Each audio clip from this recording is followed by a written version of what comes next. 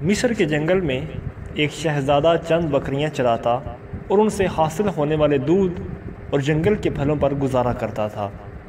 وہ تھا تو شہزادہ، مگر نہ تو اس میں شہزادوں والا غرور تھا اور نہ ہی جاہ و جلال۔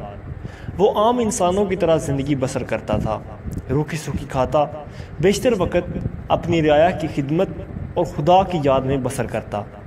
اس کی نیک چلنی کا پوری ریاست میں چرچا تھا۔ اسے یہ خصوصیات اپنے رحم دل باپ سے وراثت میں ملی تھیں۔ ایک دن شہزادہ معمول کے مطابق رعایا کے مسائل سننے کے بعد جنگل میں خدا کی یاد میں محو تھا کہ اس نے دیکھا ایک غریب لکڑہارا گدھے کو ساتھ لیے ہوئے لکڑیاں کاٹ رہا ہے اور اس سے باتیں بھی کیے جا رہا ہے، اور پھر وہ زاروں کی طرح رونے لگا۔ شہزادہ یہ دیکھ کر بہت حیران ہوا کہ لکڑہارا روزانہ لکڑیاں کاٹتا، گدھے سے چند باتیں کرتا اور پھر پھوٹ پھوٹ کر رونے لگتا۔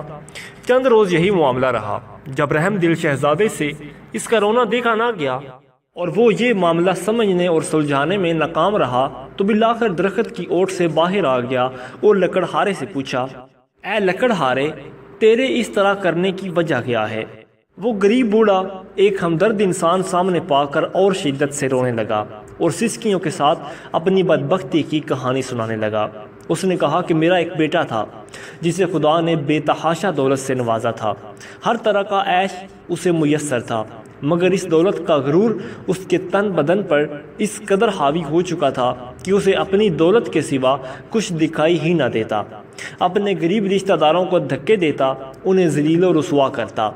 پھر اس کی بربادی کا دن آ گیا اور میری دور کی ایک رشتہ دار دوسری ریاست سے میرے گھر سوالی بن کر آئی، یہ سوچ کر کہ مشکل میں اپنے ہی کام آتے ہیں۔ وہ بہت غریب تھی، اس کی بیٹی کی شادی قریب تھی، مگر کوئی انتظام نہ ہو پایا تھا۔ اسے کچھ رقم کی ضرورت تھی۔ وہ اللہ کی نیک بندی تھی، بیشتر وقت عبادت میں گزارتی تھی، مگر میرا بیٹا دولت کے نشے میں اندھا ہو چکا تھا۔ اس عورت کو دھکے مار کر گھر سے نکال دیا۔ یہی وہ وقت تھا جب ہماری بربادی شروع ہوئی۔ اسی رات سرخ آندھی چلی، بجلی کڑکی اور تیز بارش ہوئی۔ میں اور میرا بیٹا اپنے نرم بستر پر میٹھی نیند سو رہے تھے۔ وہ عورت پوری رات ہمارے دروازے سے لگی روتی رہی۔ شدید طوفان اور رات کے گھنے اندھیرے میں دوسری ریاست واپس جانا اس کے لیے ممکن نہ تھا، اور وہ ضعیف عورت پوری رات اسی طوفان کا مقابلہ کرتی رہی اور میرے بیٹے کو رحم نہ آیا۔ صبح وقت جب میری آنکھ کھلی تو مجھ پر قیامت ٹوٹ پڑی۔ میرا بیٹا گدھے کی صورت اختیار کر چکا تھا۔ گھر کا سارا سامان آسمانی بجلی گرنے سے جل کر خاک ہو چکا تھا۔ سب کچھ برباد ہو گیا تھا۔ اس سارے معاملے کے اندر میرا قصور یہ تھا کہ میں اپنے بیٹے کو غرور و تکبر کرنے سے نہ روکا، برائی کی طرف بڑھتا ہوا اسے نہ روک سکا، اور اب یہ عالم ہے کہ میں جنگل سے لکڑیاں کاٹتا ہوں اور اپنے ہی بیٹے پر لاد کر بیچنے لے جاتا ہوں، اور اسی سے ہم باپ بیٹے کا گزارا چلتا ہے۔ یہ سن کر شہزادے کی آنکھیں نم ہو گئیں اور وہ لکڑہارے سے مخاطب ہوا، اے ضعیف انسان، تو نے بہت ظلم کیا۔ بے شک برائی پر خاموش رہنا اور اسے نہ روکنا اس کا ساتھ دینے والے کے مترادف ہے۔ تو نے اپنے بیٹے کو برائی سے نہ روکا اور مجھے تیری حالت پر افسوس ہے۔ اب میں اپنی اس غریب رشتہ دار کی تلاش میں مارا مارا پھرتا ہوں۔ اسی کی تلاش مجھے رلاتی ہے، شاید وہ میری امداد کر سکے۔ وہ مجھے مل جائے، میں اس سے معافی مانگوں گا، شاید میرے گناہوں کا ازالہ ہو سکے، مگر افسوس وہ مجھے کہیں نہیں ملی۔ یہ کہہ کر لکڑہارا رونے لگا اور شہزادے نے اس کی آنسو پوچھتے ہوئے کہا، تو اپنے گناہوں کی معافی اللہ سے مانگ، وہ بہت رحیم ہے۔ اگر اس نے تجھے معاف کر دیا تو وہ تجھے اس عورت تک پہنچائے گا، کوئی نہ کوئی سبب ضرور بنا دے گا۔ وہ بہت مہربان ہے، اسے اپنے بندوں پر ظلم نہیں کرنا۔ وہ بوڑھا لکڑہارا اسی وقت سجدے میں گر کر اپنے گناہوں کی معافی مانگنے لگا اور اچانک دور سے کسی گھوڑے کی ٹاپوں کی آواز سنائی دینے لگی۔ ایک خوبصورت شہزادی سفید رنگ کے حسین گھوڑے پر سوار تھی اور قریب آ کر شہزادے سے مخاطب ہوئی، اے شہزادے، آخر یہ کیا ماجرا ہے؟ شہزادے نے بوڑھے کی رام کہانی شہزادی کو سنا دی۔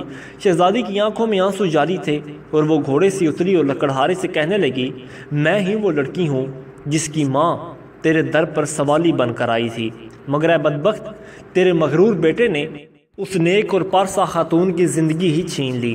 ساری رات تیرے دروازے پر تیز بارش میں طوفان کا مقابلہ کرتی رہی کہ شاید تجھے رحم آ جائے، اور بالآخر تیز بارش کی ٹھنڈی بوندوں کو وہ بوڑھی جان برداشت نہ کر سکی اور اس دنیا فانی سے کوچ کر گئی۔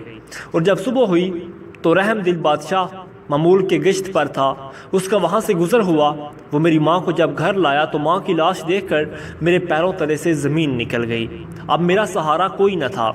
بادشاہ یہ سب دیکھ کر بہت پریشان ہوا اور بالآخر اس نے مجھے اپنے ساتھ لے جانے کا فیصلہ کیا۔ کچھ عرصہ میں اس کے محل میں رہی اور اس نے مجھے نیک لڑکی پا کر اپنے بیٹے سے میری شادی کرا دی۔ شاید یہ میری ماں کی دعاؤں کا نتیجہ تھا کہ جس نے میری خاطر اپنی جان قربان کر دی، اور اس رب نے مجھ غریب کو فرش سے اٹھا کر عرش پر بٹھا دیا اور اس نیک شہزادے سے میری شادی کرا دی جو اس وقت تیرے سامنے کھڑا ہے، اور تجھے تیرے مغرور بیٹے کے کرموں نے عرش سے فرش پر گرا دیا۔ خدا کی قدرت دیکھ کر لکڑہارا شرمندگی سے زمین میں گرتا جا رہا تھا اور رو رو کر شہزادی سے معافی مانگ رہا تھا۔ شہزادی بہت رحم دل تھی۔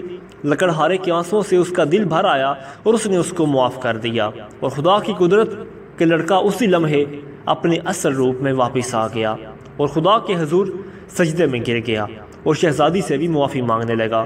شہزادی نے اسے بھی معاف کر دیا اور بالآخر دونوں باپ بیٹا اپنی جھونپڑی کی طرف روانہ ہو گئے۔